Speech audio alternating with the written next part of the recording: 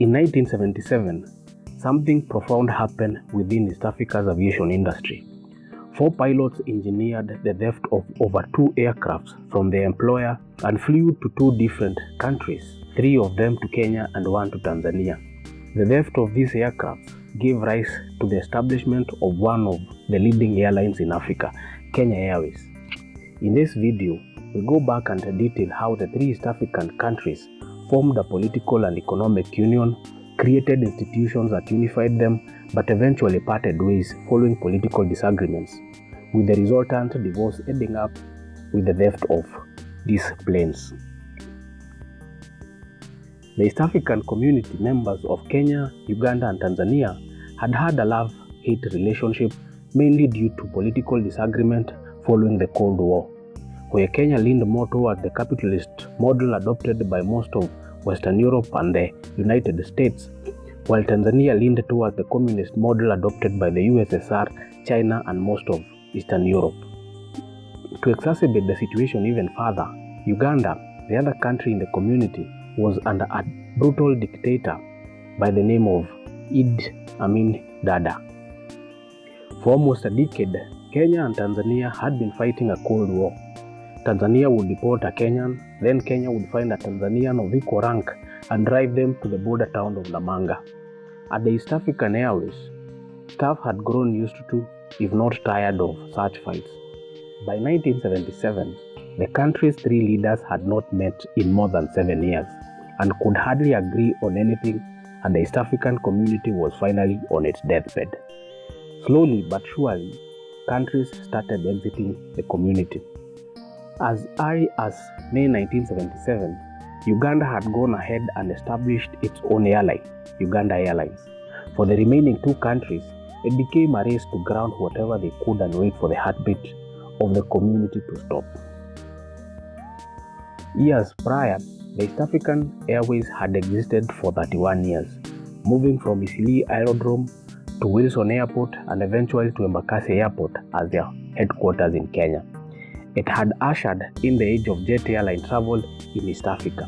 It also held the record as the first non-British airline to fly a reigning monarch when it flew Queen Elizabeth from Nairobi to Entebbe in February 1952.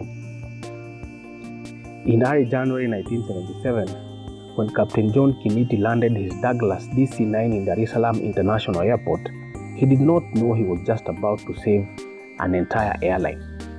On the airport's tarmac that day were 4 East African Airways planes, 2 Douglas DC-9s and 2 Fokker 27s.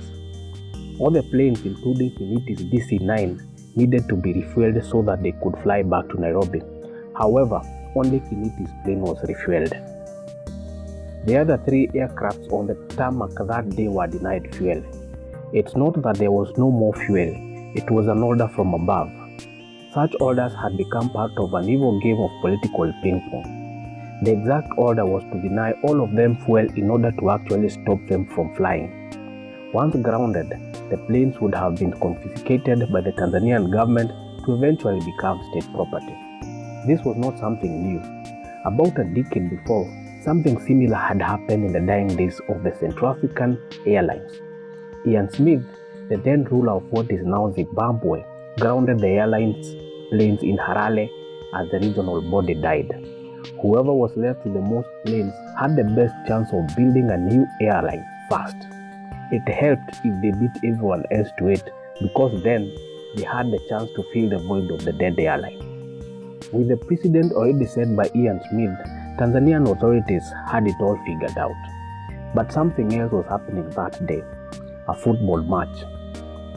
The 2 biggest football teams in Tanzania are Yanga and Simba and are based in Dar es Salaam. Yanga dons the green, yellow and black, while Simba's color is red. The 2 have an age-old rivalry that brings the city to a standstill anytime they play. That day in 1977, it did something more.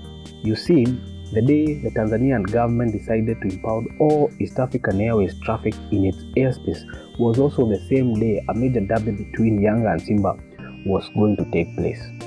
As always, the city stopped, except for bare minimum operations.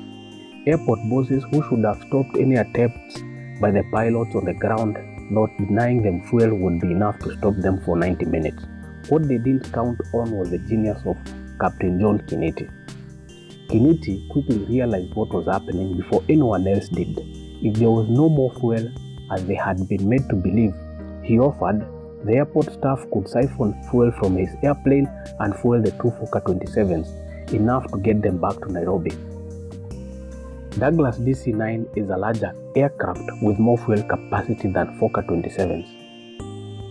Since they were flying mostly empty, they needed even less fuel. There was another DC-9, but that could wait because it needed more fuel. Not realizing what they were falling for, the airport staff siphoned some fuel from the DC-9 and loaded it into the smaller airplanes. In their rationale, they had followed instructions and not fueled them from the airport's fuel hydrants.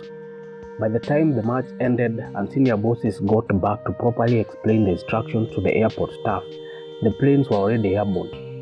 Air traffic control tried to call Kiniti back, but he refused. Instead, he warned another plane, a VC-10, on its way from Mauritius to overfly Dar es Salaam and head straight to Nairobi. Then he switched off his radio and changed direction, flying above the Indian Ocean in case he was being followed by fighter jets. Barely 3 weeks later, on 22nd January 1977, Kenya Airways started with the one Douglas DC-9 and the two Fokker 27 that Kiniti had stolen from Dar es Salaam. The DC-9 they left behind formed part of the original fleet of Air Tanzania, which was founded 3 months later. The maiden flight with KQ took off on 4th February 1977. In less than 2 weeks, the airline had wet leased 2 Boeing 707 from British Midland Airways for long-haul flights. By the end of 1977, it would have 3 other Boeing 707s. The planes Kiniti nicked from Dar es Salaam were deployed to local and regional routes. The DC-9 was actually registered in Tanzania, while the one left in Dar es Salaam was registered in Kenya. The former had been bought in 1970 and was scrapped in 2008.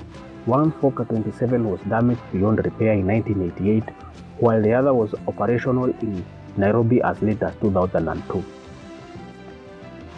The airline that replaced East African Airways turned its profit after KLM paid Kenya $70 million for 26% in December 1995, and investors bought another 22% at the Nairobi Stock Exchange.